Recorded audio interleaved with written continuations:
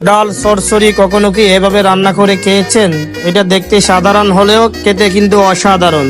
তাহলে রেসিপিটা শুরু করা যাক, দেখে নিন। তার জন্য প্রথমে 100 গ্রাম ডাল, তার মধ্যে একটা আলু পাতলা স্লাইস করে কেটে নিছি, 2টা মরিচ কাঁচা, একটা পেঁয়াজ, কিছু রসুন কিমা, একটা টমেটো, হালকা জুলিয়েন করে আদা, একটু ধনিয়া পাতা চপ করে দিছি, আস্ত জিরা, এরপরে সামান্য পরিমাণ গুঁড়া মরিচ, হাফ টেবিল স্পুন হলুদের গুঁড়া, তারপরে স্বাদ মতো সরিষার তেল দিয়ে দিচ্ছি এখানে।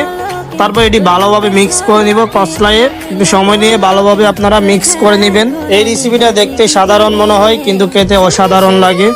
অবশ্যই আপনারা বাসায় ট্রাই করবেন, ট্রাই না করলে বুঝবেন না, এটার স্বাদ আপনার জিহ্বায় লেগে থাকবে। এরপর আমি এখানে সামান্য পরিমাণ পানি দিচ্ছি, পানি বেশি দেওয়া যাবে না। দেখতে পাচ্ছেন আমি ডাউলের পরিমাণ সমান সমান পানি দিয়ে দিচ্ছি। এরপরে স্বাদ অনুযায়ী লবণ দিয়ে ডাউলটা আমি এখানে বয়েল করে নিব। যখন এটা ডালটা ভালো মতো বয়েল হয়ে যাবে, এরপরে একটু ঘুটনি দিয়ে ভালোভাবে ঘুটে নিব ডালটা। যখন এরকম হয়ে যাবে, তারপর আমি একটা সরিষার তেল দিয়ে ফ্রাই প্যানে একটা ডিম এখানে সুন্দর করে হালকা ভেজে নিব। ডিমের মধ্যে আপনারা কোনো কিছু দিবেন না। তারপর ডিমটা চপ করে ডালের মধ্যে দিয়ে দিব।